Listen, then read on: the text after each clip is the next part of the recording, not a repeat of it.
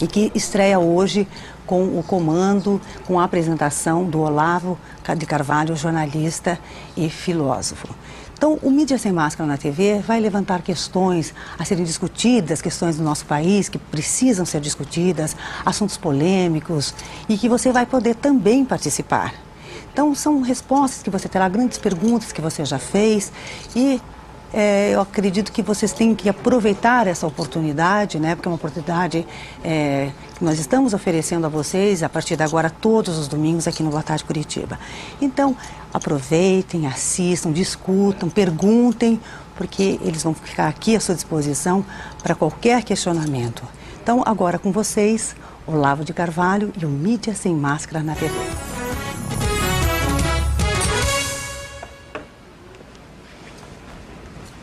Boa tarde, telespectadores. Nós estamos aqui começando um novo quadro dentro do Boa Tarde Curitiba. É um quadro bastante original, alguma coisa que nunca se fez na mídia brasileira. E eu espero que vocês aproveitem esta oportunidade que este canal está lhes dando de ter acesso a certas informações que não são veiculadas normalmente na mídia. O nome do programa Mídia Sem Máscara na TV é exatamente o nome de um jornal eletrônico que eu e alguns colegas viemos fazendo ao longo dos últimos 2 anos, a respeito do qual haverá daqui a pouco uma entrevista que será feita pela Marisa com 3 redatores do Mídia Sem Máscara, que são o Edward Wolff, Paulo Diniz Zamboni e o José Munir Nasser. Mas antes de falar a respeito do que é o jornal, deixa eu explicar para vocês qual é a razão da existência deste programa. A coisa mais óbvia do mundo é que uma das condições fundamentais para a existência de um sistema democrático é o acesso à informação. E hoje em dia este acesso à informação vem sendo bloqueado de uma maneira assim tão intensa e tão geral que nós podemos, sem erro, considerar o povo brasileiro o mais mal informado do mundo.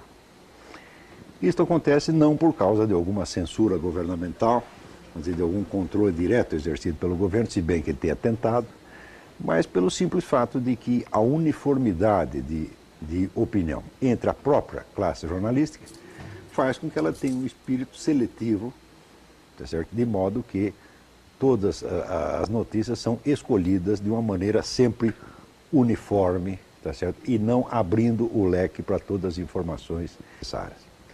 Eu tenho, eu creio que 35 anos de jornalismo e eu garanto para vocês que eu nunca vi uma uniformidade desse tipo na mídia de nenhum país.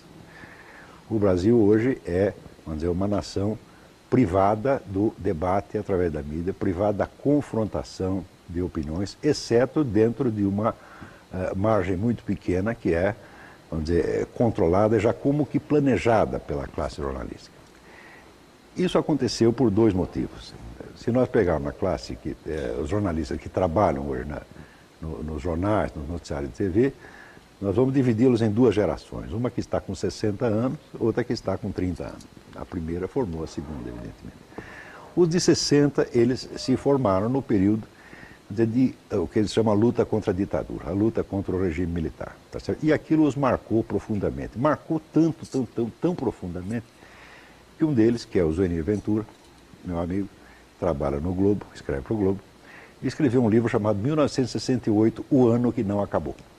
1968 foi o ano do ato institucional número 5, que foi a providência tomada pelo governo militar para conseguir controlar o terrorismo. Nós não podemos esquecer que quando veio o ato institucional número 5, já tinha havido 84 atentados à bomba, já tinha morrido gente nas ruas, um monte de civis tinham morrido, então soltaram a bomba no aeroporto de Guararapes, matou até um repórter, acertaram lá alguns civis, um oficial do exército e mais um repórter que morreu.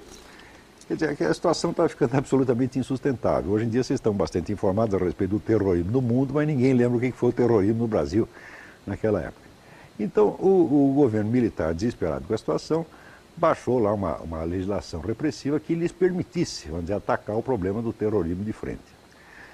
Com esta investida contra o terrorismo, houve também, naturalmente, uma investida contra, vamos dizer, organizações políticas que não participavam diretamente do terrorismo, mas que serviam de suporte político para elas, que eram todas as organizações de esquerda. Então, no meio esquerdista, foi aquele Deus nos acuda. Todo mundo achou que ia ser preso, fuzilado, etc, etc. E isto marcou, de uma maneira muito traumática, aquela geração. E esse pessoal, que são jornalistas que hoje têm 60, 70 anos, estão até hoje lutando contra a ditadura. A ditadura já acabou faz 20 anos e eles estão até hoje fixados naquilo. Então a preocupação número 1 desta gente é, como se diz, não dar armas ao inimigo. Então você não dizer nada que possa favorecer, vamos dizer, correntes que eles associam à antiga direita militar, é a preocupação número 1 e ela predomina sobre a preocupação de informar objetivamente. Ou seja, eles estão vivendo uma luta que já acabou, eles estão num outro tempo, eles estão assombratizados pelo que aconteceu na sua juventude. A geração seguinte, que tem 30 anos, não só foi educada por essa de 60, mas recebeu a influência de uma série de, vamos dizer, de doutrinários, de ideólogos europeus, que meteu na cabeça deles a ideia de que o jornalista não é um indivíduo que está ali simplesmente para transmitir informação. O jornalista, no entender deles, é um agente de transformação social. Então, uma espécie de líder das massas. Ele não está ali para informar, mas para guiar politicamente as massas. Se vocês procurarem nos programas de qualquer faculdade de jornalismo, vocês vão ver esta expressão, agente de transformação social, repetida milhares de vezes. Se o sujeito está imbuído da ideia de que ele tem que ser um agente de transformação social e de que isso é mais importante do que informar as pessoas, então é claro que o critério político, o critério ideológico na seleção das notícias, esta é até a obrigação dele. Então, toda a nossa classe jornalística está imbuída desta mentalidade, da luta contra a ditadura extinta e de ser agentes de transformação social. Resultado, eles picotam todas as notícias de acordo com um critério puramente ideológico.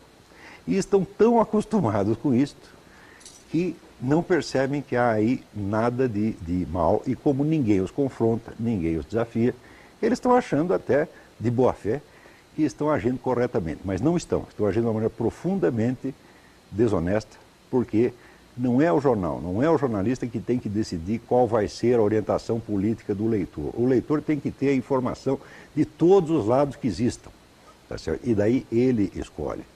Quer dizer, a transmissão de informação é uma coisa e a opção política do cidadão é outra completamente diferente. Esta noção, que é básica para a democracia, que é básica até do ponto de vista moral, tem sido completamente esquecida pela nossa mídia. Foi justamente por isso que, 2 anos atrás, eu iniciei este sitezinho, que na época era uma coisa de fundo de quintal, uma coisa doméstica, empreendimento doméstico, era feito por mim e pela minha filha, Maria Inês, chamado Mídia Sem Máscara, que era, vamos dizer, a leitura crítica da mídia da semana. Tá certo?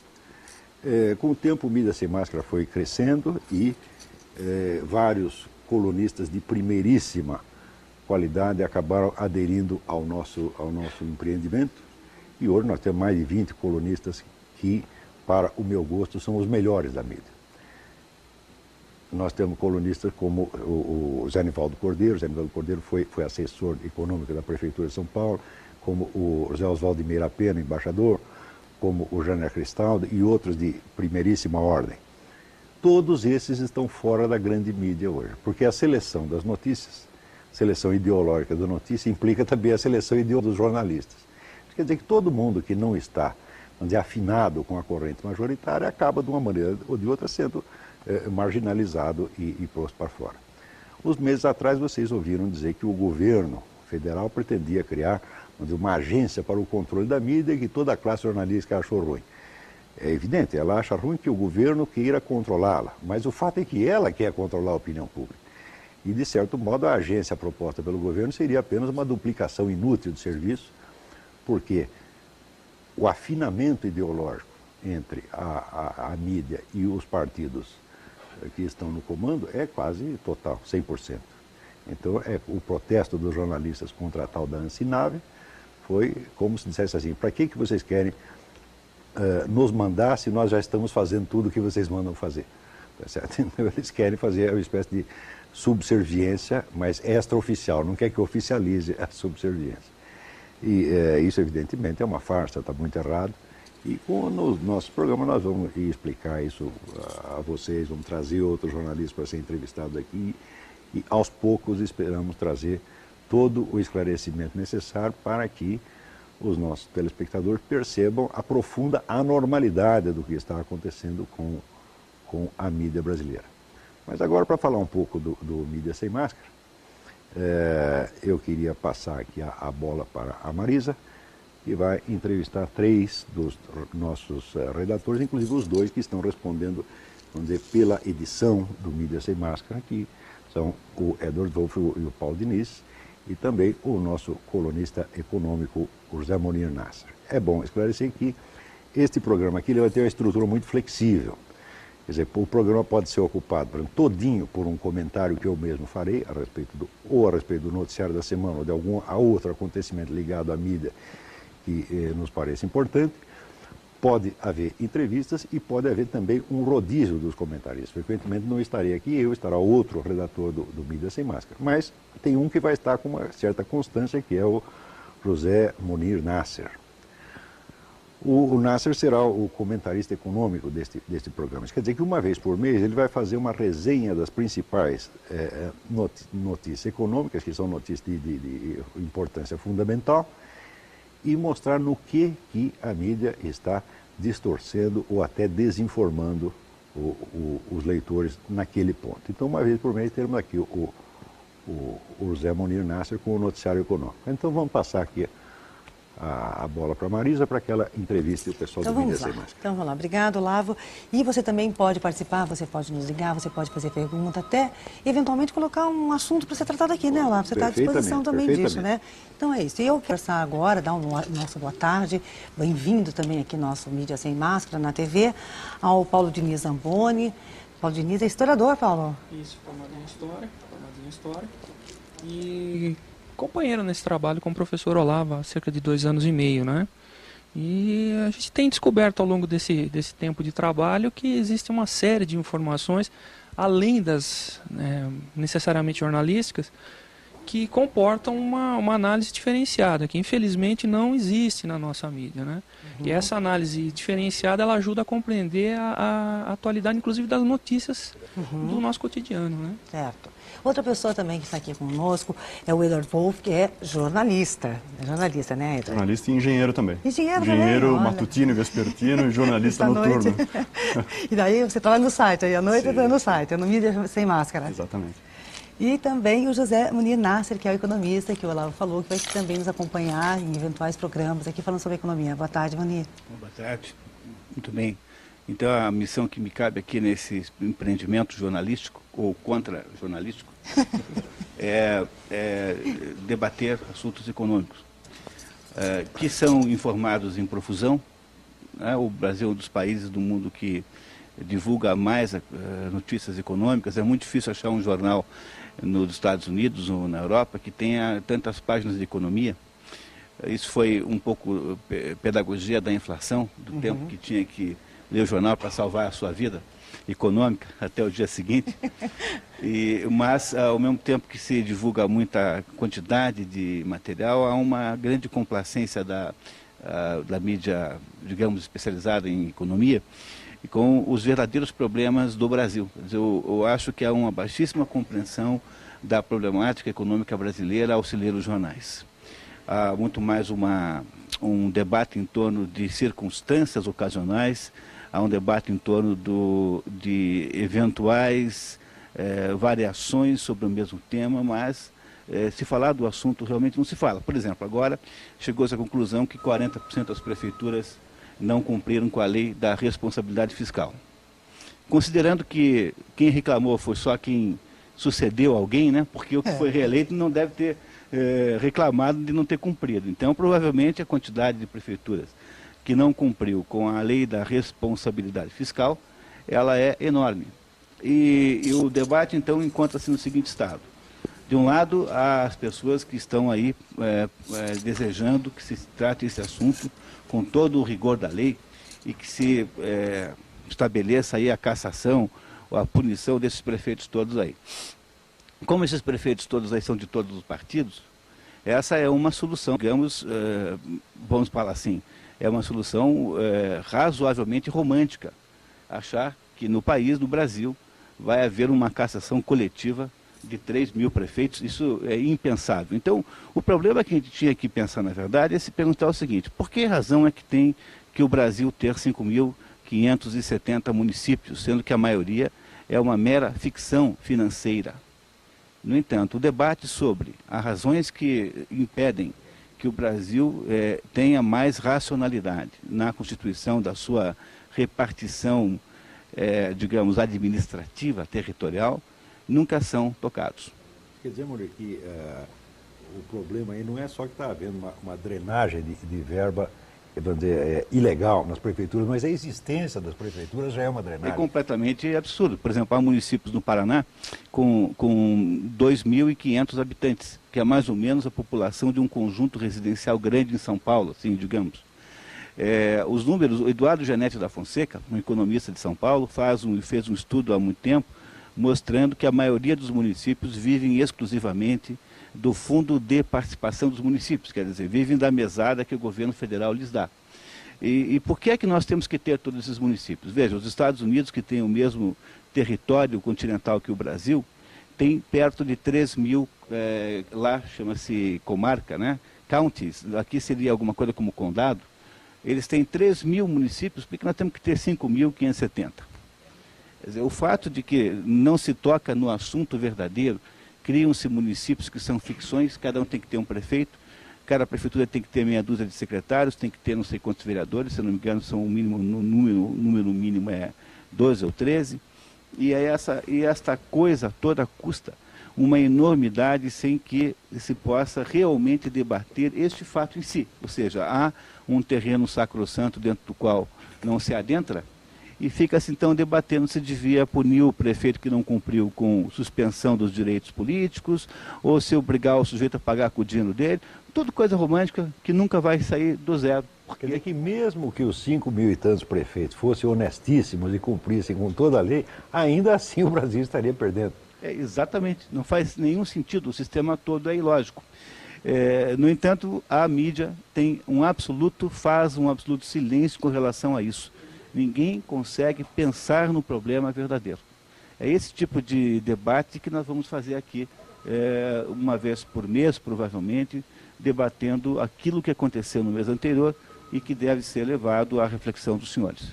Maravilha. E antes, nós já recebemos alguns telefonemas, Olavo, mas antes de fazer uma pergunta, um comentário aqui do Alexander Paterno, eu queria só fechar bem o Mídia Sem Máscara, falar sobre o Mídia Sem Máscara, depois a gente entrar nos assuntos, então, a serem discutidos aqui na tarde de hoje, em outras ocasiões.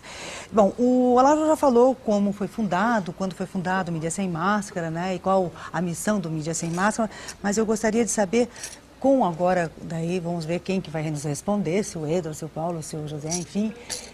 Qual o número médio de visitantes que vocês têm no site? Olha, o número médio de visitantes, ele varia conforme o dia da semana que o site é acessado. Quer dizer, de segunda a sexta-feira você espera uma média maior de acessos e sábado e domingo, evidentemente feriados, também uma média menor. Mas diariamente, contando durante a semana, a gente conta aproximadamente 2.500 a 3.000 acessos diários únicos por dia. Quer dizer, são 2.600, 2.700 pessoas que acessam o site, fora as inúmeras vezes que entram ao longo do dia, para ler um artigo aqui, uma notícia ali, para ler a sessão de cartas, para mandar um e-mail, etc. e tal.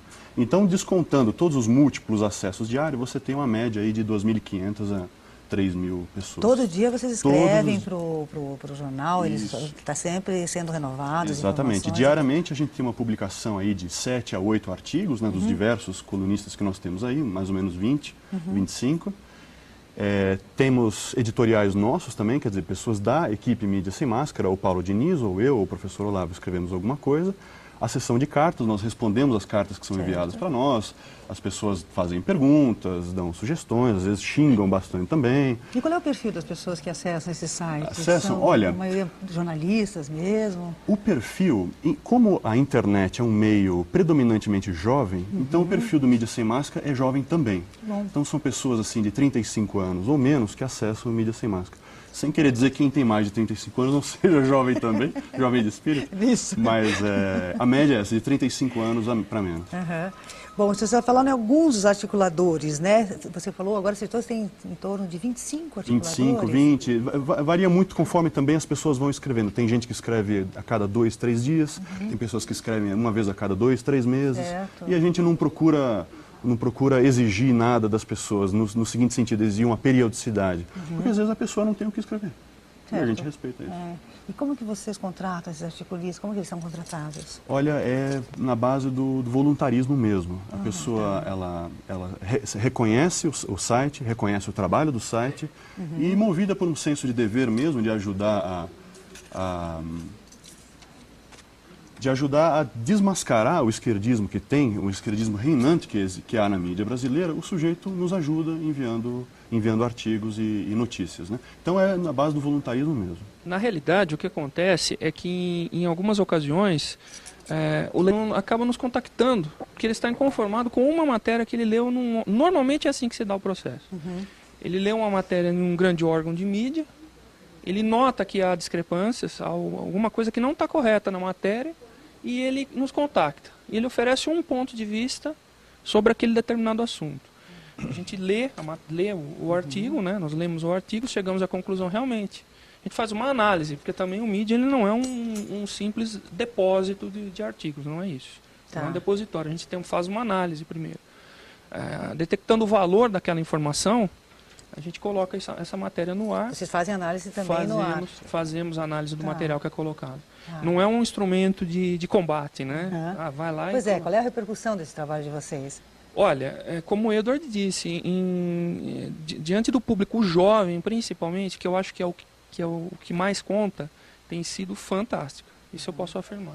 A maioria do público do mídia é de público jovem, público interessado no assunto. Por isso que quando você fez a pergunta inicial da parte de história, o aspecto histórico, etc., isso é importante, porque muitos jovens, principalmente os que estão frequentando universidades, faculdades, etc., alguns já estão verdadeiramente saturados do mesmo tipo de informação. É sempre o mesmo tipo de informação. Eles procuram uma outra visão e eles acabam encontrando no mídia. É lógico que nós não temos pretensão de ser donos da verdade, né? Então há os que não concordam, os que comunicam essa discórdia. Exato. Mas a ideia é essa, é gerar a discussão. Claro, a discussão é saudável. É isso que a gente quer e dentro desse parâmetro a gente conseguiu. Felizmente nós conseguimos e estamos trabalhando para isso crescer, né? Inclusive nós temos o site, né, do jornal do Mídia Sem Máscara, né, que nós podíamos até colocar no ar para que as pessoas anotem o endereço eletrônico, www.mediasemmáscara.org. Então você pode também acessar a partir de hoje, que as pessoas que não conhecem, né, o Mídia Sem Máscara. E todo domingo aqui o Mídia Sem Máscara na TV daí, né? Olha, recebemos já uma ligação do Alexander Paterno, de Curitiba, que mandou para você, Olavo, dizendo... Primeiro ele disse que em breve esse programa terá mais audiência do que o Faustão. Fiquei muito feliz, né? Esperamos que sim, né, Olavo? Te cuida, Faustão. Te cuida, Faustão. Obrigada, Alexander. E ele pergunta se os jornalistas sabem que estão passando informações incorretas. Na verdade, eu não sei se ele fez uma pergunta ou se foi uma... Sim, você quer dizer se eles estão conscientes do que estão fazendo. Certamente os mais velhos, sim. A geração de 60 anos sabe exatamente o que está fazendo, sabe por que está fazendo e compreende perfeitamente os propósitos políticos de tudo isso. O pessoal mais jovem, como diz, vai no piloto automático, quer dizer, já pega toda aquela linha editorial que já é costumeira e ele simplesmente segue, às vezes sem examinar criticamente o que está fazendo. Agora, aí, vamos dizer, um é por esperteza e o outro por ignorância, mas existe a ignorância culpada. Quer dizer, o sujeito está ignorando uma coisa que ele não pode ignorar, que ele não tem o direito de ignorar. Agora, aos poucos se consolidam hábitos na redação e esses hábitos se automultiplicam, eles se eternizam. Eu vou dar um exemplo para você. No Brasil, a referência da mídia brasileira em matéria de noticiário mundial é sobretudo um jornal americano chamado New York Times. O New York Times tem uma linha, como diz, de esquerda light, né? Mais ou menos social-democrata. O equivalente é o tucano americano, né? E é um jornal que outrora já foi muito importante. Mas hoje, o New York Times, nos dias de semana, ele vende 400, 500 mil exemplares. Chega no domingo, vende de 1 milhão e no máximo 2 milhões. Isso quer dizer que, para os Estados Unidos, o New York Times é um nada, nada, nada, nada. Só para você fazer uma ideia, o Sean Hannity, que tem o programa na Fox, ele tem 18 milhões de telespectadores por dia. Quer dizer, 9 vezes mais do que o New York Times tem no dia que vende mais. E outro comentarista chamado Rush Limbaugh, que tem 38 milhões de ouvintes pelo rádio todo dia. Quer dizer, o que é o New York Times perto disso? O pessoal segue o New York Times porque é parecido, vamos dizer, com a mentalidade deles. Então, ele se respalda na autoridade, entre aspas, do New York Times para transmitir aquilo que querem transmitir. Com isso, já estão falseando totalmente o próprio panorama americano. Nos Estados Unidos, ninguém liga para o New York Times e ninguém nem confia. Quanto mais em CNN, CBS, tudo isso está caindo, o pessoal não acredita mais. Lá, o rádio é que é o veículo forte nos Estados Unidos.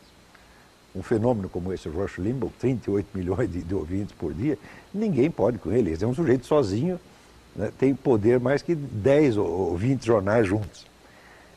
A imagem que o pessoal transmite aqui é como se o New York Times fosse a grande autoridade da mídia americana. Com isso, estão falseando totalmente o panorama. É por isso que na mídia brasileira, todo mundo jurava que John Kerry ia ganhar a eleição. O único jornalista brasileiro que dizia Bush ganha era eu. Por quê? Eu não ligo para o New York Times, eu me informo nas outras fontes. Mas eles não querem se informar nas outras fontes porque não dizem o que eles querem. Então fica uma esquece. Eu minto para você, você mente para mim, nós nos enganamos um ao outro.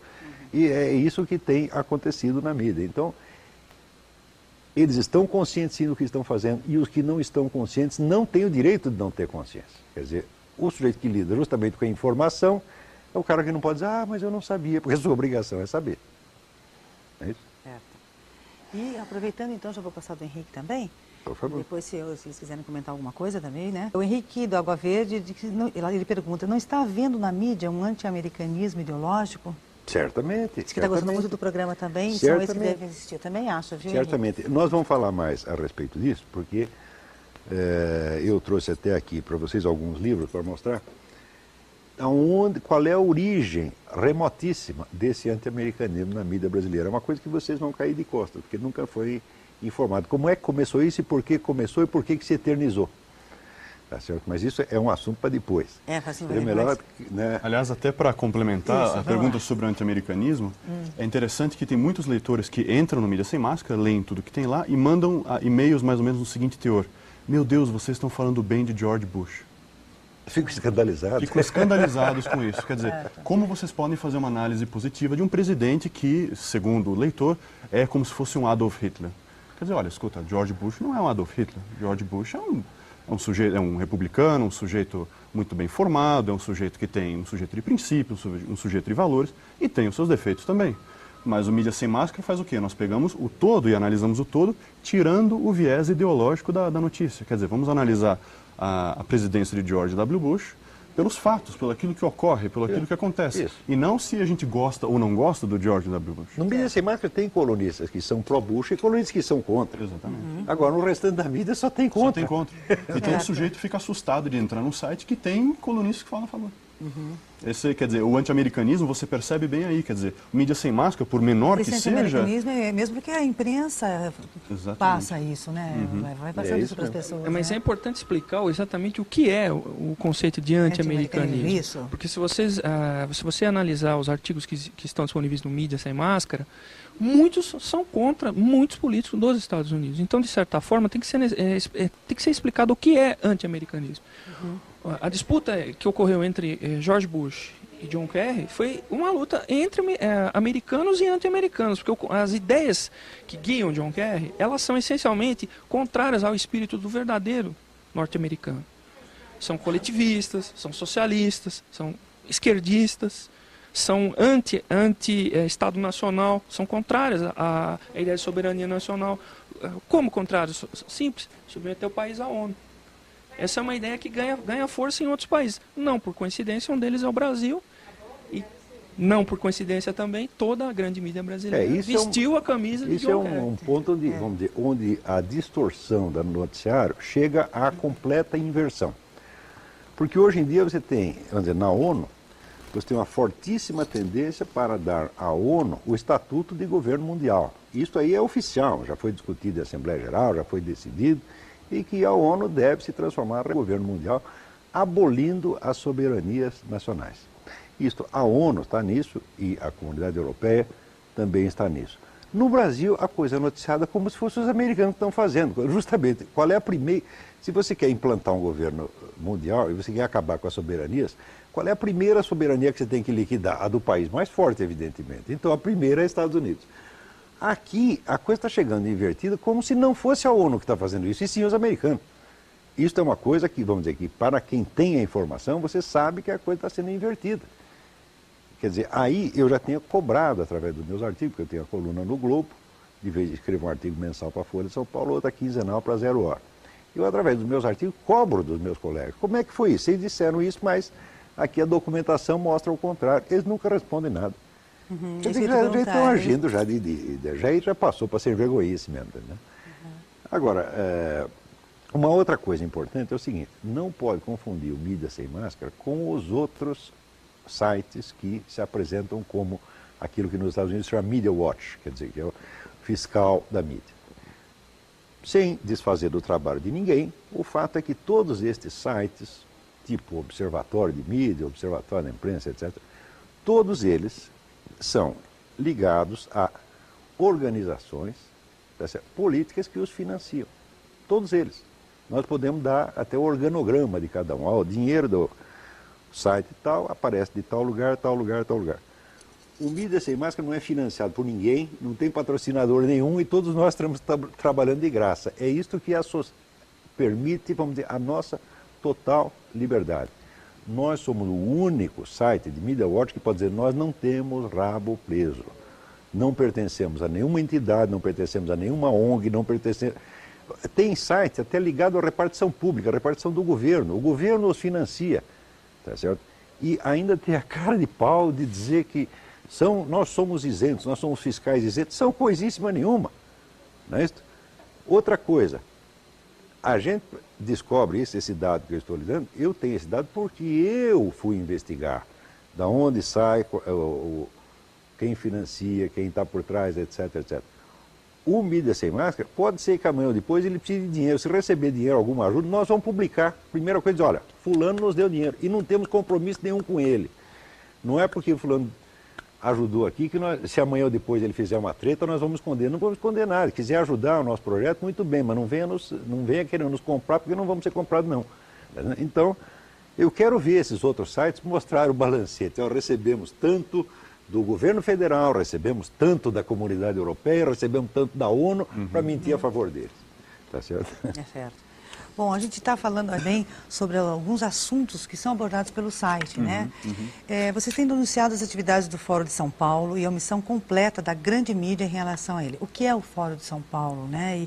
E qual a ligação do PT e do presidente Lula com ele? Pois é, o Fórum de São Paulo é algo que o professor Olavo vem alertando há muito tempo nos artigos dele no Globo e outros jornais.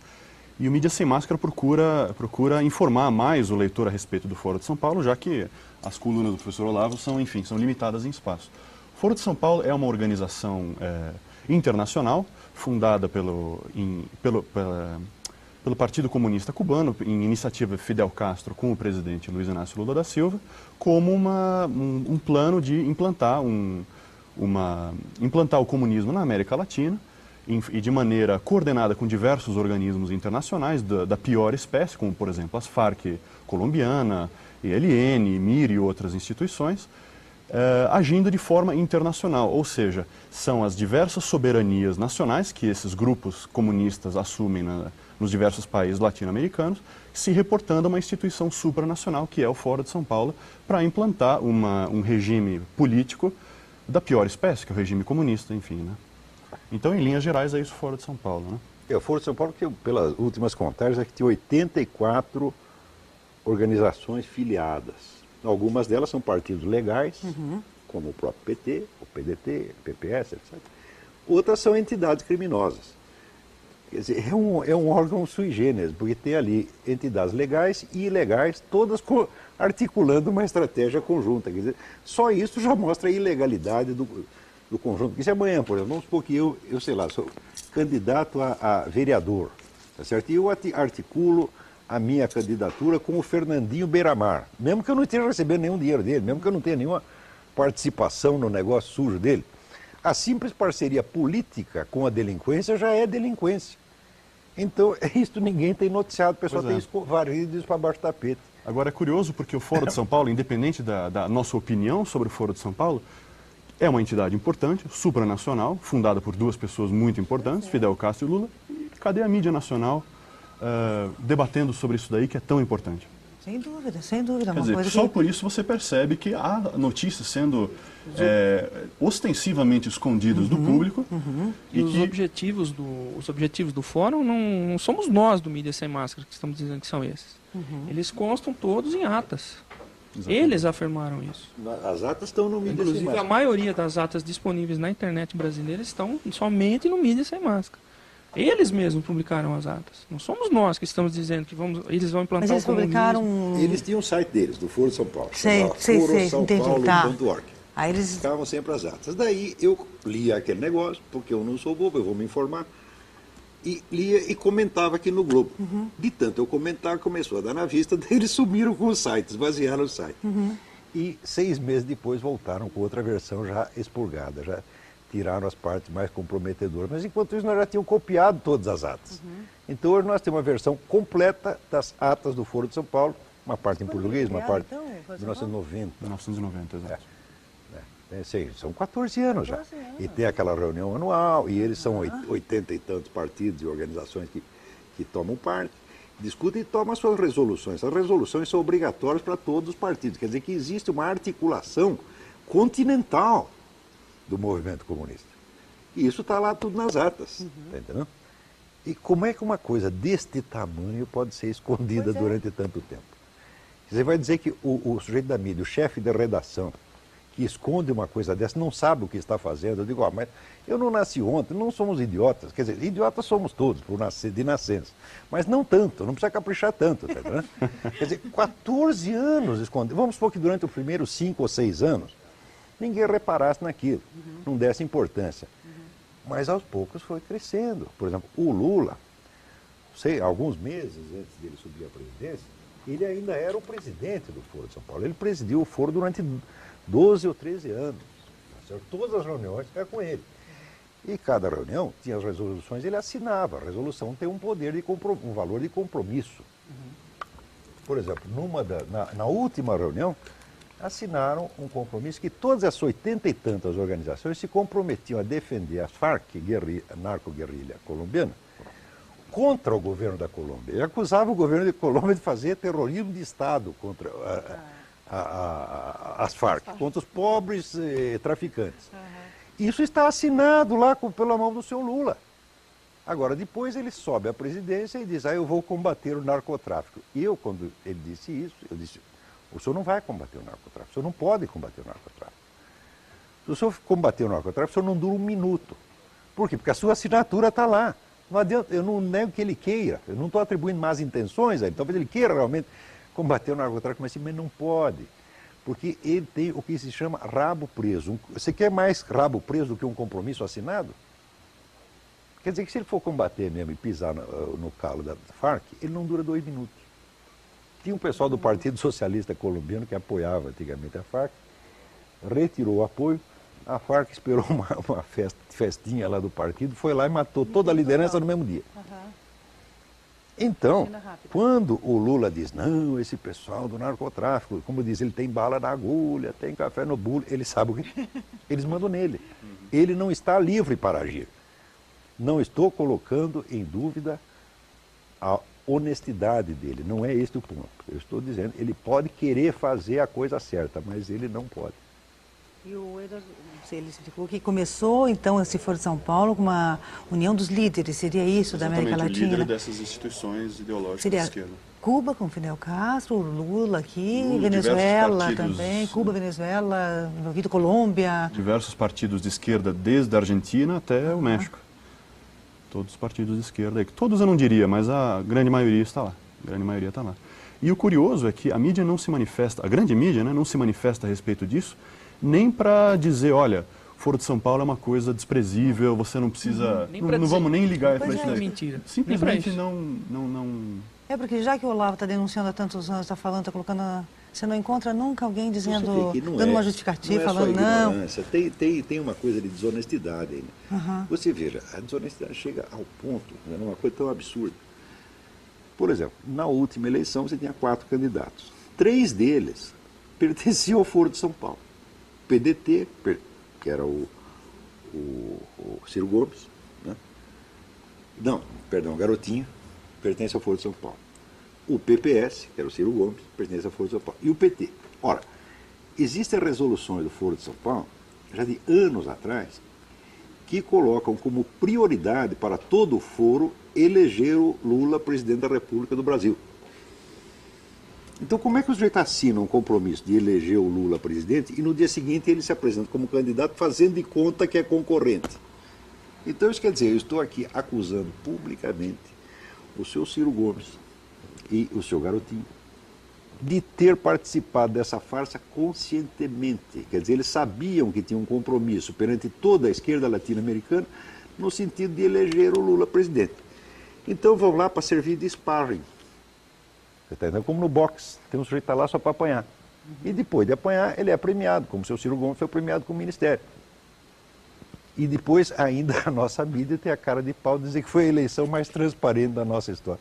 Foi a eleição mais opaca, porque ninguém neste país ficou sabendo da coisa principal com relação à eleição. Então é uma situação muito anormal que está acontecendo.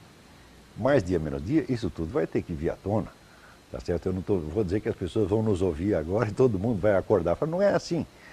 Tá certo? A nossa audiência também é limitada, não é tão grande assim. Mas é absolutamente necessário que este país, se ele quer ter uma democracia, tá certo? Ele aprenda que é preciso ter a informação certa. Sem isso não tem democracia. É isso aí. Você tem muito assunto, né, para discutir no mínimo. Certamente. Nesse país não falta, né? Nunca falta. Aliás, para quem quiser ler as atas do Foro de São Paulo, quando a pessoa entra no Mídia Sem Máscara, tem um bannerzinho à direita, escrito lá, Foro de São Paulo, atas e documentação, é uma coisa assim. O sujeito clica e lê por conta própria as atas direto, enfim. Certo. Mas pelo menos nós disponibilizamos isso. Quer dizer, não quer ouvir nossa opinião sobre o Foro de São Paulo? Não tem problema. Então leia as atas diretamente, que elas estão lá. Cada um vai isso mesmo. Né, ter a sua opinião. Paulo Henrique do Portão, ele quer saber se nos programas seguintes será levantado questões a respeito da deturpação dos valores existentes como religião, tradições, etc. Quer dizer, todos os assuntos nos quais nós achamos que está havendo uma omissão ou uma omissão da mídia, ou uma distorção, nós acabamos mexendo nisso no Mídia Sem Máscara e naturalmente aparecerá aqui também, né, nesta versão televisada. Vai aparecer no jornal, né, nós temos um jornal eletrônico. Este ano pretendemos ainda lançar uma versão impressa. A dificuldade com isso é enorme, porque nós estamos custeando isso do nosso próprio bolso, quer dizer, cada um espreme um pouco e sai. Pretendemos lançar a versão impressa, então tudo que sair na versão eletrônica também acabará aparecendo aqui. O telespectador pode levantar a questão que queira, não é? E nós, se soubermos, responderemos, porque tem um ditado árabe que diz que só um idiota se propõe a responder todas as perguntas. Nós responderemos aquela que nós soubermos. Que você sabe que brasileiro não sabe dizer não sei. Ah, é verdade, né? O brasileiro sabe tudo. Sobre tudo as pessoas têm opinião. Nós só temos opinião sobre as coisas que nós estudamos. Quando sai disso, nós dizemos, não sei. Nós falamos ainda há pouco de uma questão até de um telespectador, foi um telespectador que falou do anti-americanismo, né? E vocês têm falado também do forte viés anti-americano e viés antissemita e anti-israelense, né? Vamos voltar a falar desse assunto, então, agora do anti-americanismo. Esse é um dos muitos tópicos que tem. As pessoas têm todo o direito de ter a opinião que quiserem, pró-palestino, pró-Israel. O que não tem o direito é de esconder informação, tá certo? E, sobretudo, de fazer uma ocultação sistemática. Isso não pode. Tá certo? Então, nós fazemos essa cobrança com relação a essa questão de Oriente Médio, como fazemos com relação à questão de religião, tá certo? Assim, nós não queremos que a pessoa concorde conosco, não é isso. Aqui está a nossa posição, aqui estão os fatos, os documentos, e lá está a outra posição, e daí você escolhe, porque, como diz o Paulo, ninguém é dono da verdade, já pode errar também. Agora, se esconder metade da informação, aí você vai errar necessariamente. Tá certo? Então é só uma questão de dar para o leitor, para o telespectador, uma condição melhor de julgamento, né? Agora, essa questão do anti-americanismo, depois eu vou voltar a propósito desses livros, mas... Bom, um outro item aqui que a gente poderia falar é que vocês falaram, então, que o atual PT comunista, vocês chamam o atual governo do PT de comunista, mas o comunismo não acabou com o fim da União Soviética e com a queda do Muro de Berlim? Paulo, vai, né? Olha, eu acho que aí de novo vai entrar a questão histórica, né? O que é comunismo? O que é o comunismo? O que é ou mesmo o que é o socialismo, né? Infelizmente aqui no Brasil, nas últimas 2 décadas, a explicação do que é comunismo, do que é socialismo se perdeu. Se perdeu totalmente. Então, chega-se ao ponto de achar que determinados partidos que nada mais são do que socialistas são direitistas. São partidos de direita. Vou dar um exemplo clássico. O PSTB ele acaba posando como um partido de direita no Brasil. E ele não é. A plataforma do PSTB é um partido social-democrata. Então, se você não tem mais o parâmetro, você não sabe sequer mais o que é comunismo. É uma coisa que não existe mais, portanto. Então, se você fala, o governo do PT tem uma plataforma comunista, o que é que acontece? A pessoa rechaça isso automaticamente. Mas comunismo? Isso não existe. Vocês estão loucos, acabou com a União Soviética. É por isso a questão. Só que existe uma série de informações, uma série de dados por trás disso que servem para contestar essa afirmação. Servem para contestar. Se o comunismo acabou, por exemplo, por que é que o Fidel Castro é tão idolatrado no Brasil? Alguém explica? O que diferencia o Fidel Castro de outros ditadores decrépitos do restante do mundo? A África está cheia de ditadores iguais ao Fidel Castro. Qual o diferencial dele? É a ideologia comunista, que infelizmente ainda atrai pessoas aqui no Brasil, e muito, e que formam opinião. É lógico, ninguém vai se assumir na grande mídia como comunista, de jeito nenhum. Mas os valores que elas vão transmitindo acabam resultando nisso. Essa simpatia pelo comunismo. E depois outras medidas tomadas por governos aqui no Brasil são de esquerda, são socialistas. Se você for analisar, eu estava discutindo isso antes com o Munir, uma proposta básica de todo o sistema comunista: aumento de carga tributária. Você destrói a propriedade privada através de uma medida simples: aumento de carga tributária. Você não vai precisar estatizar oficialmente. Isso é uma medida comunista. Como é que Karl Marx dizia que ia acabar com o capitalismo? Proibindo a propriedade privada? Tomando tudo? Não é assim. Se faz através da taxação progressiva. O socialismo por asfixia. Karl Marx. Quer dizer, quando o sujeito começa com o negócio de taxação progressiva, ele está praticando, vamos dizer, exatamente a receita de Karl Marx, mas as pessoas não sabem. Elas pensam que comunismo é só quando você acaba com toda a propriedade privada de uma vez. Acabar com toda a propriedade privada de uma vez é uma estupidez tão grande que nem Karl Marx pensou nisso. Se faz exatamente como está se fazendo no Brasil. Você vai inviabilizando, você vai drenando os recursos da propriedade privada para fortalecer o Estado. Cada vez mais o Estado. A imagem que o brasileiro tem do comunismo é aquele militante de esquerda, aquele que quer fazer a revolução e o golpe de Estado, de preferência daqui a 5 minutos, que tem tatuado a foice e martelo no braço. Quer dizer, isso é uma brincadeira. O comunista pode ser perfeitamente um empresário de terno e gravata, pode ser um grande executivo. Quer dizer, o comunismo ele está nas ideias, na ideologia, na maneira de ver o mundo e a sociedade, e não exatamente na militância política ou filiação a esse ou aquele partido. Claro. Voltando à visão econômica desse assunto, né? Quer dizer, a lei da responsabilidade fiscal diz o seguinte, que a prefeitura, o Estado, o governo federal não podem gastar mais do que X% da receita com pessoal e nem com endividamento. Mas nunca ninguém entra no mérito do tamanho da receita, porque você pode pegar eventualmente 100% do PIB para você por esse critério, né? Contanto que você não faça assim. Então, a maior ilusão de todas com relação a esse assunto é que quando houve a onda de privatizações, que começa com a Margaret Thatcher na década de 70 e 80 na Inglaterra, acredita-se que as privatizações são uma espécie de reconhecimento do fracasso da estatização. Então, na verdade, o mundo todo fica olhando para isso de modo otimista, e essa onda de privatização que segue a isso, que não é apenas brasileira, mas é mundial, ela seria a revelação, seria o símbolo de que agora, a partir de agora, então, o mundo se transformaria num mundo liberal, e chamou-se até isso de neoliberalismo, que não tem absolutamente nada a ver com liberalismo. Eu queria alertá-los, por favor, para que nós tivéssemos um cuidado imenso jamais confundir a palavra liberalismo no sentido austríaco da palavra, dos grandes austríacos que criaram uma concepção de mundo liberal, do que se chama por aí de neoliberalismo.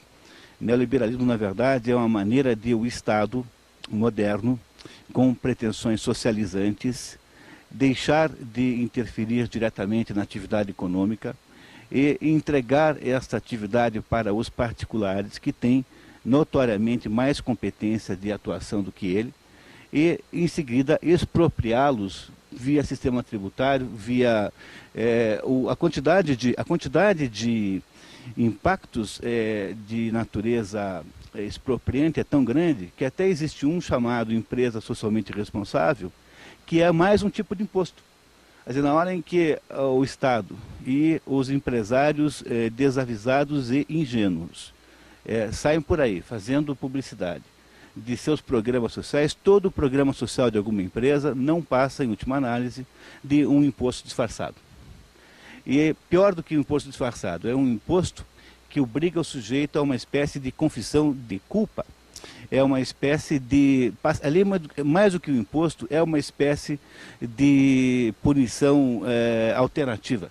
É como você faz com alguém que cometeu um crime e manda ir lá limpar a rua.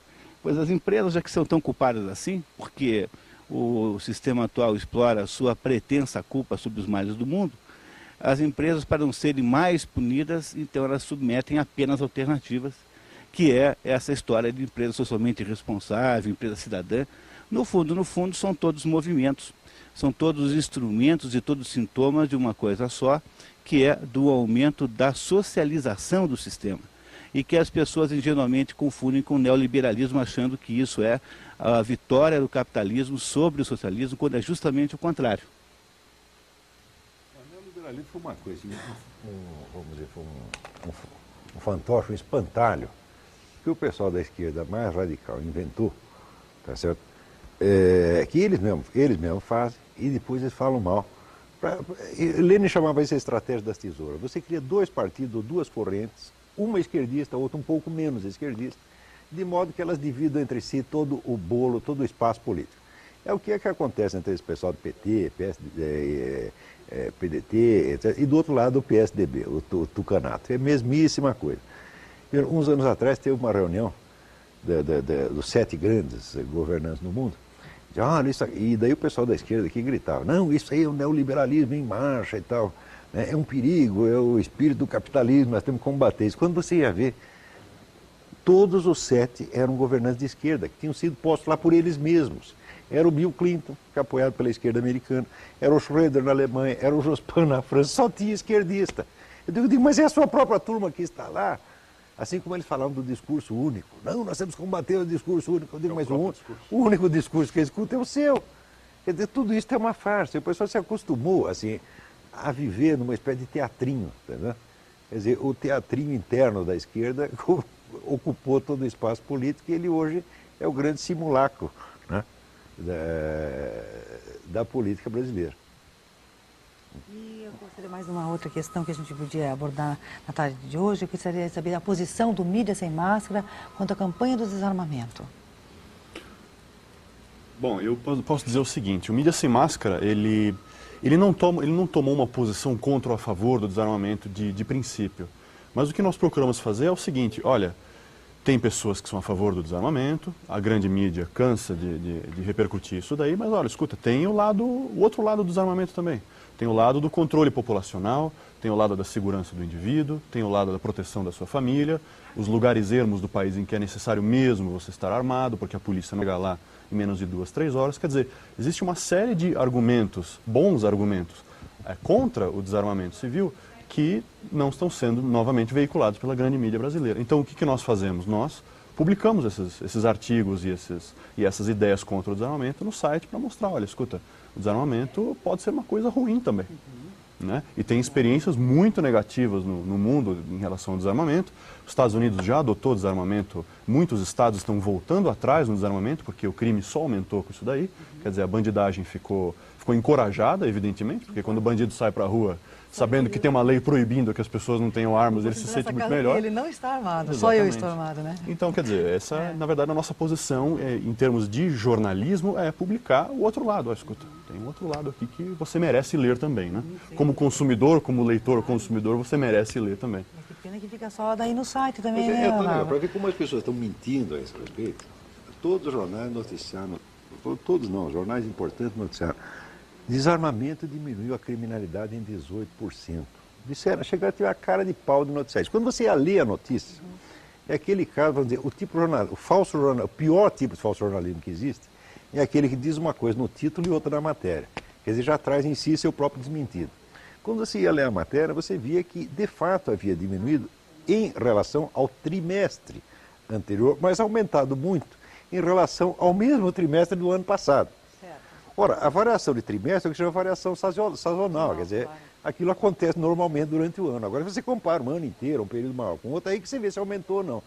Então, a notícia que dava na manchete anunciava diminuição, era, na verdade, um aumento. Quer dizer, o jornalista que faz isso, vou dizer para você o que é um sem vergonha, um mentiroso, um safado. É só para ver no jornal?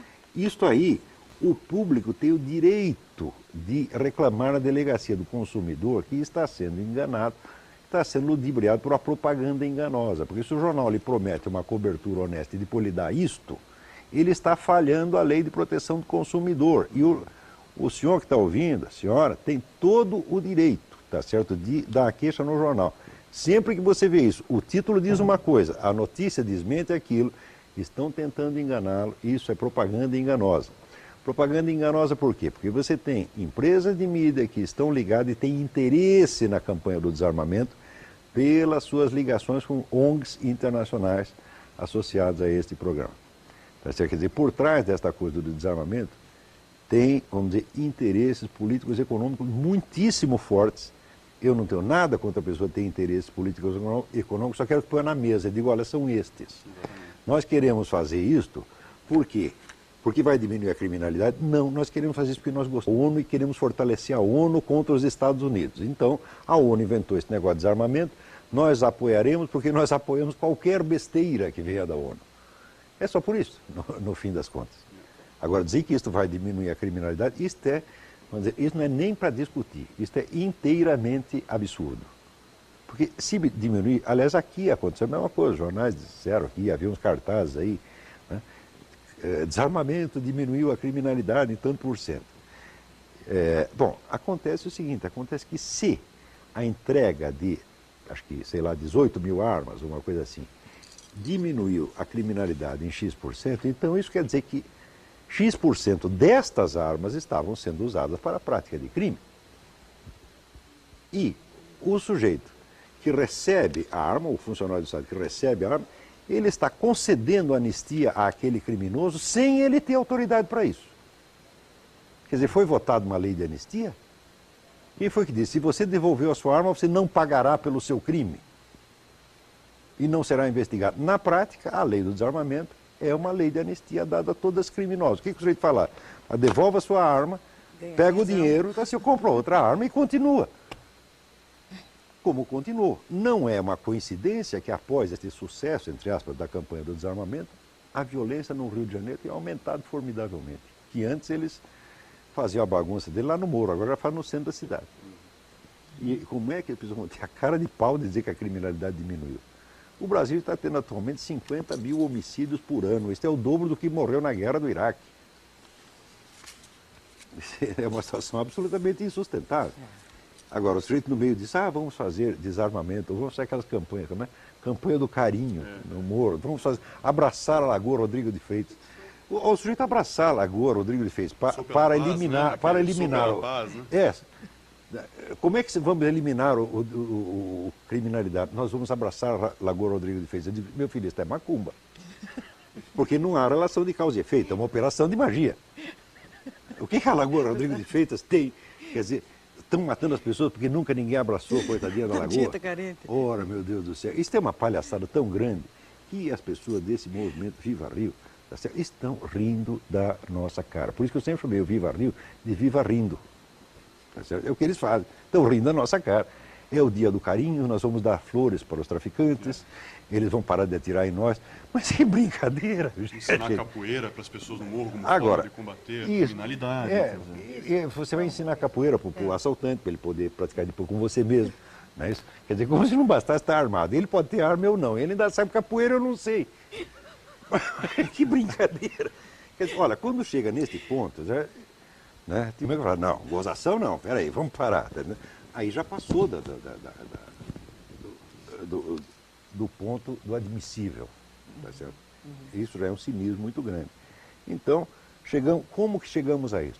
Privando o povo de informações, de modo que ele vai se acostumando com essas ideias idiotas e acaba aceitando. Acho que além de privar, distorcer as informações. Distorcer. O maior canal de TV a cabo americano, a Fox News, eles têm um lema chamado We Report, You Decide. Quer dizer, nós noticiamos e você decide.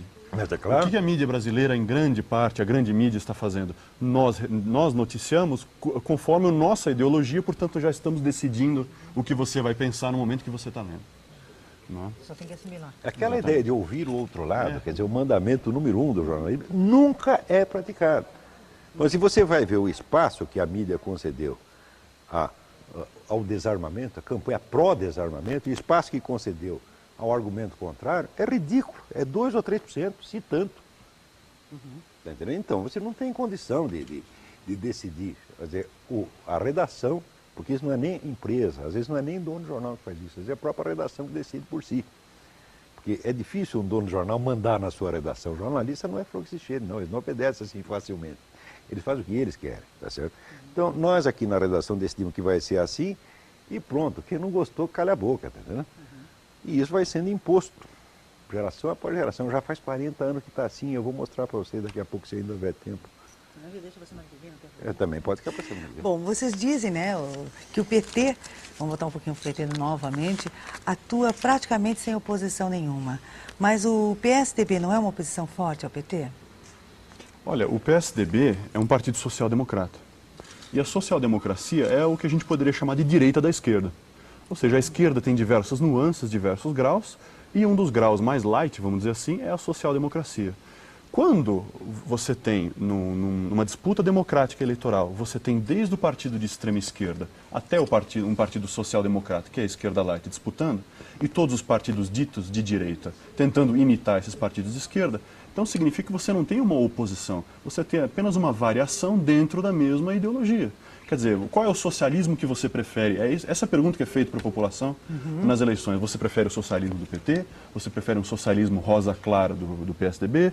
Você quer um vermelho Ferrari do PSTU? Qual o grau de vermelho que você quer? Mas essa quantidade de partidos também não dá uma confusão assim nas pessoas? Eu acho que a quantidade de porque... partidos, aí é uma opinião minha, né? A quantidade de partidos é o reflexo da democracia. Certo. Quer dizer, você tem diversas correntes internas num país e os mas partidos... eles não são muito definidos também. Eles vêm muito com uma propaganda, mas uma coisa não muito clara também, é né? Difícil identificar a ideologia dos partidos, né? Mas é possível, pensando um pouquinho, analisando o discurso... Você está afiliado ou não ao Foro de São Paulo e à Internacional Socialista.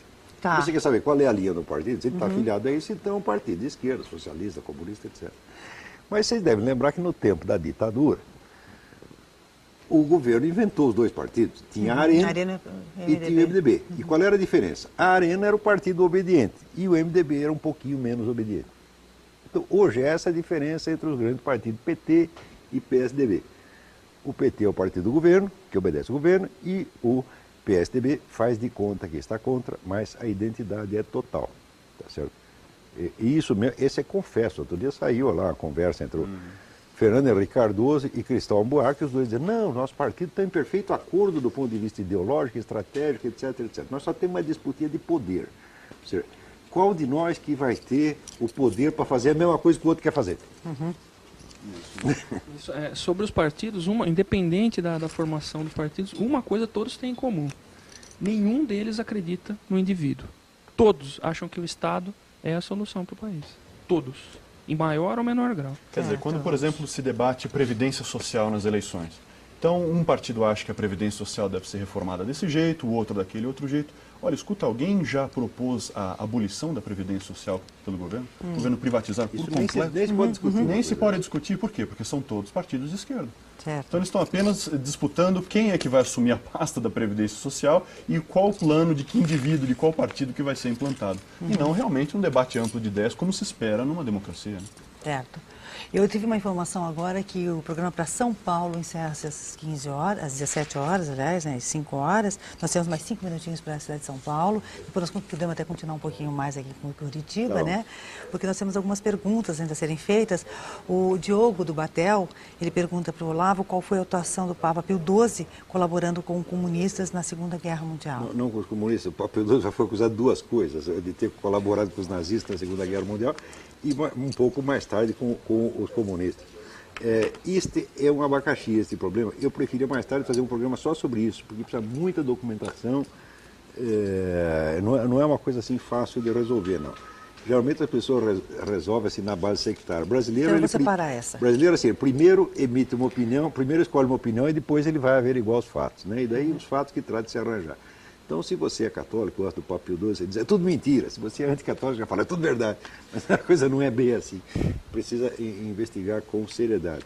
Então, nós vamos guardar então, vamos deixar essa aqui do Diego, né? Isso. Agora, se você fez a pergunta baseado no livro do tal do John Cornwell, que se chama O Papa de Hitler, este livro é charlatanino do começo até o fim. Então, esse aí não serve. Agora, fontes mais sérias, pró e contra. E a gente um dia vai fazer um programa só sobre isso, fica prometido aqui. E o Luiz Carlos do Centro também pergunta qual a influência, agora eu não sei se o nome está de Antônio Gramsci, é Gramsci? Gramsci, nos partidos comunistas. Antônio Gramsci, ele foi o fundador do Partido Comunista Italiano. E era talvez o melhor cérebro que tinha naquilo. E ele já na década de 30... ele tinha a ideia de que aquele método insurrecional e violento usado na Revolução na Rússia não ia funcionar na Europa Ocidental. E de que, na Europa Ocidental, nos países mais desenvolvidos, a revolução tinha que ser feita por dentro. Isso é, você ocupa o Estado por meios constitucionais, meios legais, e daí você vai de lá de dentro bagunçando a coisa. Mas antes mesmo de tomar o Estado, você precisa tomar os órgãos de cultura, as escolas, jornais, etc., etc., para que antes de você anunciar que vai implantar um regime socialista, todo mundo já ser socialista sem nem saber o nome, tá certo? E ele cria então essa estratégia do que ele chama de revolução cultural, que precede a revolução política. Nós podemos dizer que no Brasil, a revolução cultural, isso é a inoculação de um vocabulário socialista, de valores socialistas, símbolos socialistas, em toda a cultura, já estava pronta e já estava vencedora há mais de 10 anos atrás, tá certo? Então todo mundo vai aceitando isso. A ideia do Gramsci era que todo mundo aceitasse isso como uma coisa tão natural, que ele diz que a autoridade do Partido Comunista, do partido que conduzisse o processo, ele diz, seria onipresente e invisível como um decreto divino, que você obedece sem nem saber o que está acontecendo, obedecendo. Isso é a expressão do Gramsci. E em muita coisa você vê que isso já está acontecendo no Brasil. O Gramsci é o teórico mais importante do comunismo, né, depois de Lenin, Stalin, etc. Né? E no Brasil é tremendamente influente. É talvez o autor mais citado em teses universitárias no Brasil. A Universidade Brasileira se transformou num templo devotado ao culto de Antônio Gramsci. Só se ensina, tudo que se ensina é baseado no Antônio Gramsci. Agora, o pai e a mãe que tem o filho na universidade nem sabem disso. E o filho que está lá na universidade recebendo tudo isso, ele não sabe que isso é pregação política. Isso para ele é a natureza das coisas, é o conteúdo da matéria que está sendo ensinado. Se não há alternativa, se não existe confronto, você não fica sabendo exatamente onde você está. Você vê, um time de futebol, o que seria um time de futebol que entra no campo sem ter outro time do outro lado? O que ele vai fazer lá? Eu digo, olha, vocês estão mais ou menos assim, não sabem nem o que estão fazendo no campo. Eles têm que ter a confrontação. Tá certo? Não essa falsa confrontação, como disse o Edward, da esquerda com a esquerda mesmo. Não, tem que ser total, tem que haver total para que o pessoal de esquerda coloque as suas posições, o pessoal, e todas as faixas de esquerda e todas de direita tem que estar presente, o pessoal tem que conhecer tudo. Por quê? Porque isso aí ninguém é o dono da verdade. Já dizia São Tomás de Aquino, na verdade é filha do tempo. Quer dizer, precisa ter muita gente, né? Ou a Bíblia disse, quando você tem mais conselheiros é melhor para você. Porque você ouve todos e depois você tira a sua conclusão. Aqui, o telespectador, o leitor do jornal está sendo privado desta oportunidade. E o Félix também pergunta quem financia o site Observatório da Imprensa de Alberto Dines na internet. Mas veja, se você procurar direitinho, você vai ver que o site do Alberto Dines está ligado a um negócio chamado Comitê Gestor da Internet no Brasil, está ligado à Universidade de Campinas, etc. Tem uma série de entidades, umas privadas, outras públicas. Quer dizer, este sistema, vamos dizer, permitirá você identificar qual é, vamos dizer, a linha ideológica que está por trás.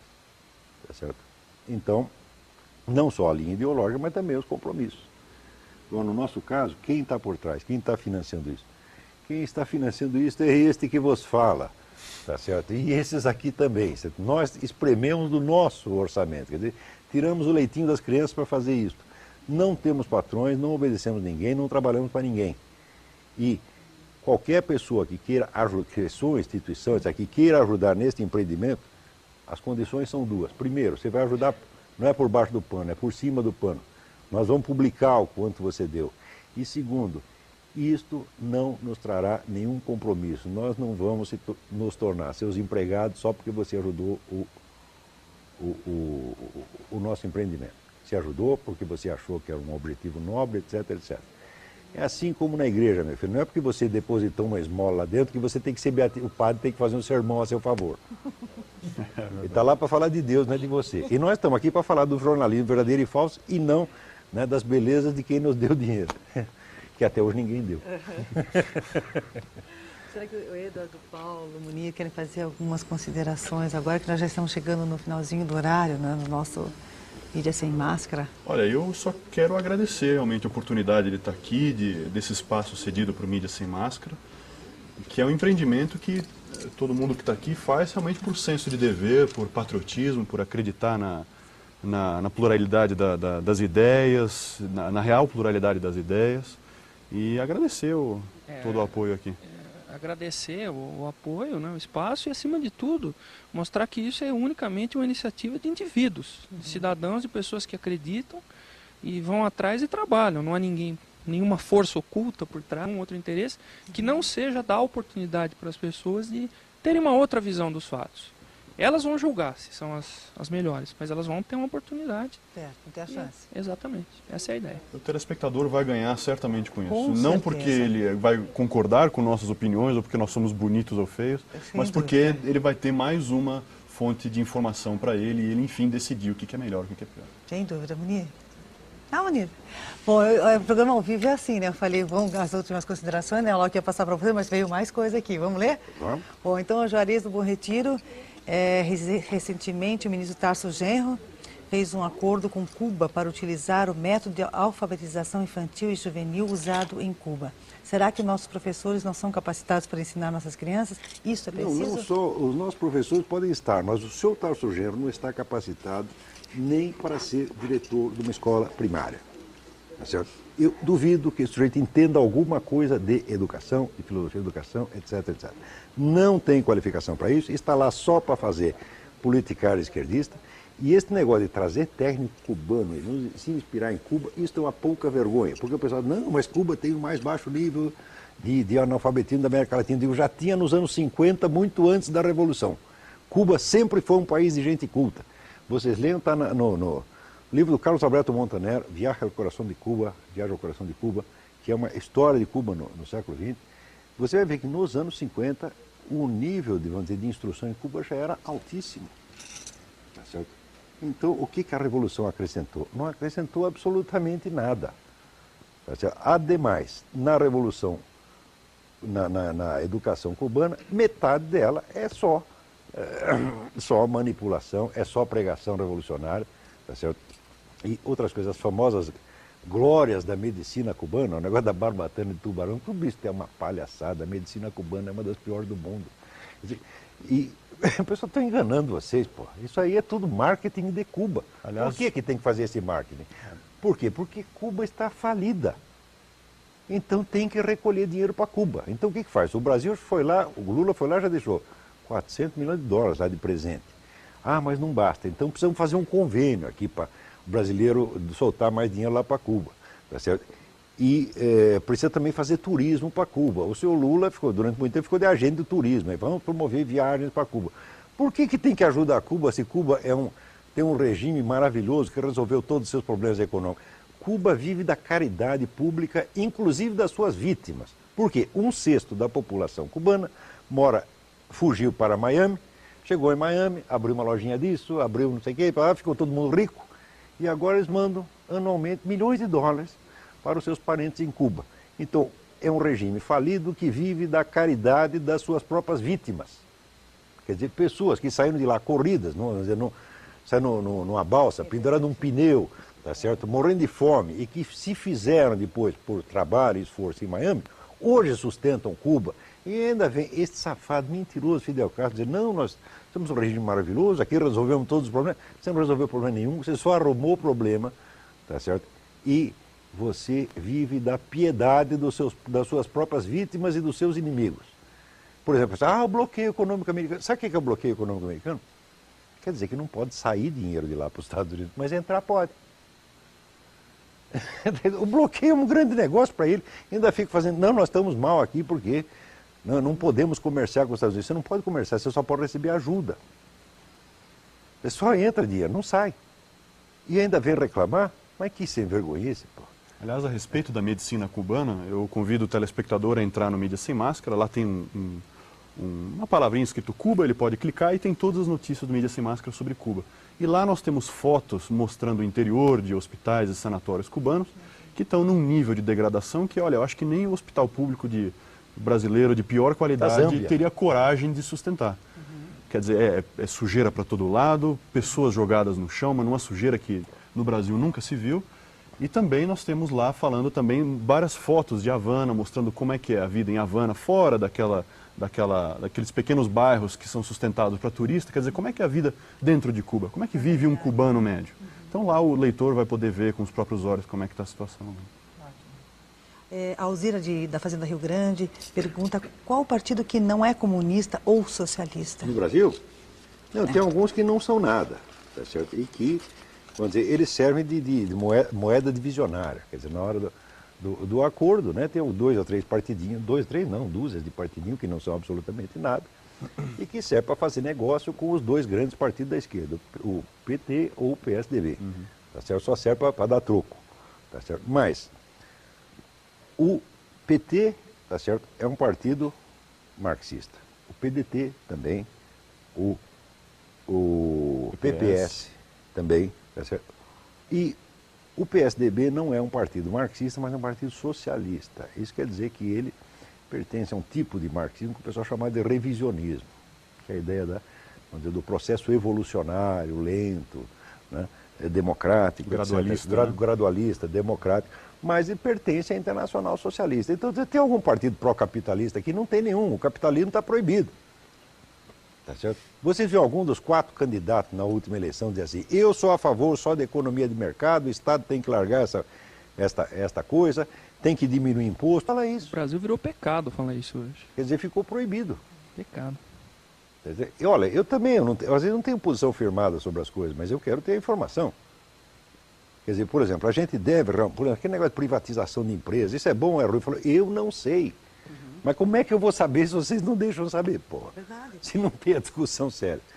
Não é questão de querer ter uma outra opinião. Não, eu gostaria de ter alguma opinião, mas quero ter uma opinião fundamentada, mas vocês não deixam. É aquele negócio, o capitalismo é culpado de todos os males. Bom, mas que tal se a gente ouvisse uma pessoa que é a favor do capitalismo? Não seria bom ouvir também como fonte de informação alternativa? Né? É isso que nós fazemos. Né? O Moacir quer saber qual a importância agora sim, a importância do voto, visto que a mídia apoia sempre o presidente pré-escolhido e esse vem a ganhar milhões se o povo é coagido a aceitar. Você veja, na última eleição havia 4 candidatos que estavam lá só para eleger um deles. Por quê? 3 pertenciam ao Foro de São Paulo, já está tudo combinado entre eles. Parece que desde 96 já estava decidido pelo Foro de São Paulo que todas as organizações deveriam fazer o possível para um dia colocar o Lula na presidência. Então os representantes desse partido estão lá fazendo de conta que são concorrentes só para perder e depois pegar um carguinho ou pegar alguma vantagem secundária. Então, isso quer dizer, o eleitorado inteiro foi enganado. Foi enganado por quem? É difícil saber por quem, porque tanta gente enganou vocês. Não que tenha uma articulação total entre esse pessoal da mídia e dos partidos políticos, não é. Não precisa ter articulação, não precisa ter conspiração, eles já estão de acordo automaticamente, é a força do hábito. Porque são duas gerações que pensam igual. Então, automaticamente, eles já apoiam isso aí. Agora, e nós? Nós temos direito a voz e voto também? Não, não temos não. Então, isso quer dizer que na última eleição não houve oposição real.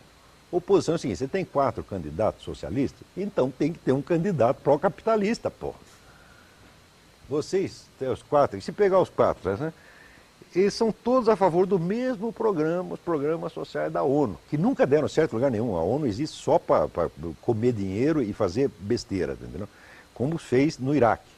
Você fica 10 anos discutindo, o que nós vamos fazer com o Saddam Hussein? Enquanto isso, Saddam Hussein soltando dinheiro lá para o Kofi Annan e para todo mundo para enrolar. Você chega uma hora com o americano, ele chega a paciência e fala, estou por aqui, vocês não vão fazer nada mesmo, vou eu fazer. Se fez certo ou fez errado, não sei, mas eu sei que a ONU está fazendo errado. Porque não faz nada e ele está levando dinheiro do Saddam Hussein para não interferir lá. Então, no Brasil, o que o pessoal faz aqui? Toda essa turma da esquerda segue os programas da ONU. Os projetos de lei que eles apresentam vêm prontos da ONU. Nosso projeto de educação vem pronto da ONU. Projeto de saúde pública vem pronto da ONU.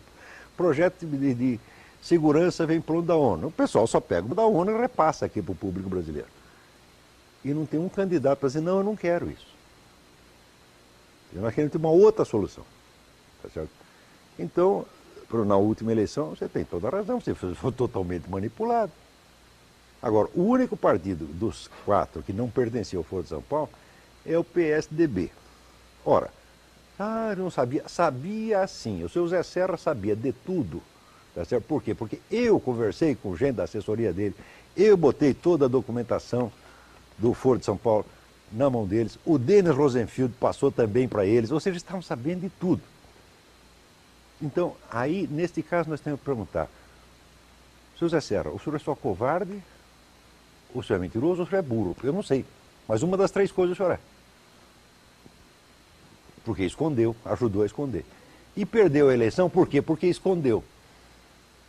Porque se ele tivesse estourado essa bolha do Foro de São Paulo, diz, olha, vocês 3 estão mancomunados, vocês 3 pertencem ao Foro de São Paulo, e o único que não pertence sou eu estou livre. Ele ganharia a eleição.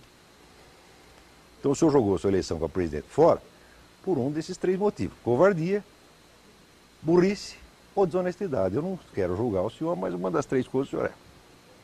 E para finalizar, então, Olavo, o Afonso do Alto da 15, ele disse que foi falado sobre o fim da Previdência Pública.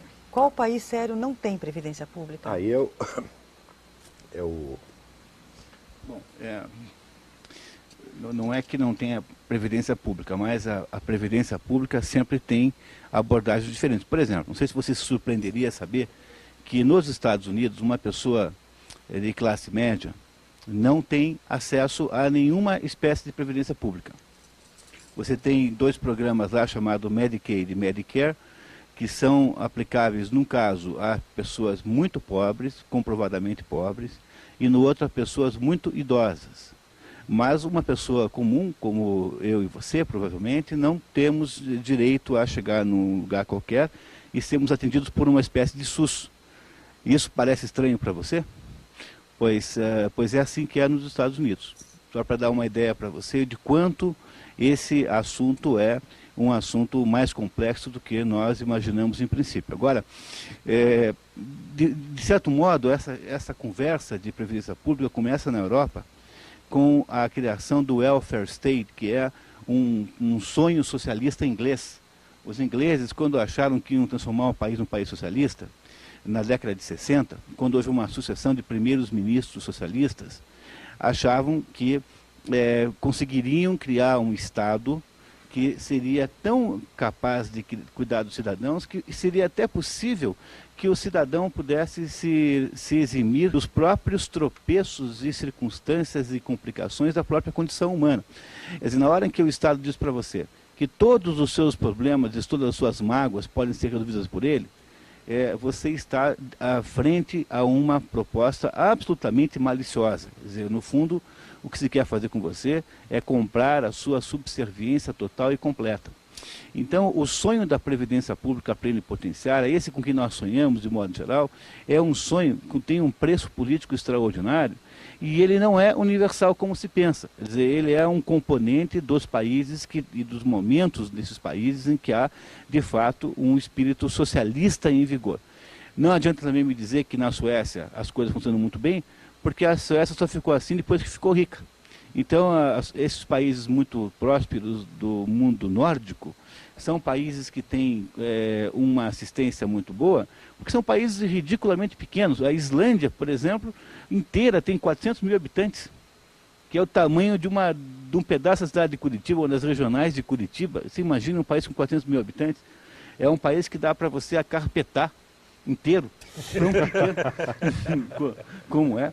Né? Você pega a Dinamarca é do tamanho da região metropolitana de Curitiba, um pouco maior, deve ter uns 4 milhões de habitantes. Então, se você tem países de 4 milhões de habitantes, 3 milhões de habitantes, muito homogêneos, países onde não há, por exemplo, crescimento demográfico importante, porque esse é outro fator que ninguém nunca lembra. Quer dizer, nós não tivemos nenhum cuidado em ter algum controle da quantidade de pessoas que vão nascendo. Você criou, então, uma situação absurdamente grande de clientela e você não tem os meios para resolver isso agora.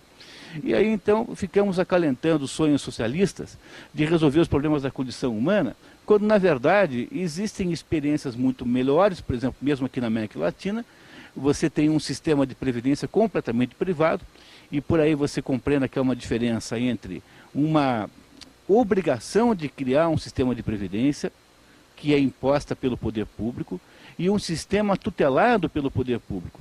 Porque você deve sempre levar em consideração o seguinte: governo só entende do lado do gasto. Então o problema do governo é sempre gastar. E quem só pensa em como é que gasta, sempre pensa muito mal. Porque não tem nada mais fácil do que você gastar o dinheiro dos outros muito mal. Então é preciso compreender que não adianta você entregar o dinheiro tudo para o governo, porque seguramente esse montante usado no Brasil hoje para custear a Previdência Social é garantidamente extremamente mal utilizado. E, então o problema não é você ficar discutindo ideologicamente se esse negócio faz sentido moral ou não, porque no fundo nós estamos falando aqui de mais prática. Será que deveria de fato ser assim? Esse tipo de debate é que nunca é trazido à tona em nenhuma discussão sobre esse assunto. E é esse debate que nós vamos trazer aqui nesses nossos programas. Maravilha. Bom, telespectadores, nós já estamos encerrando aqui o nosso horário. Eu queria agradecer muito ao produtor do programa Boa Tarde Curitiba, nos permitir fazer este quadro. Nós vamos estar aqui na semana que vem. Nós não temos um plano fixo. O programa pode ser conduzido por qualquer dos redatores do Mídia Sem Marcas, seja eu ou qualquer um outro.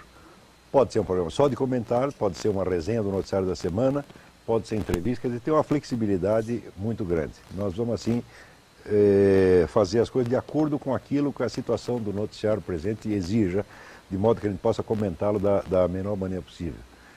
Então, muito obrigado a todos e até a semana que vem.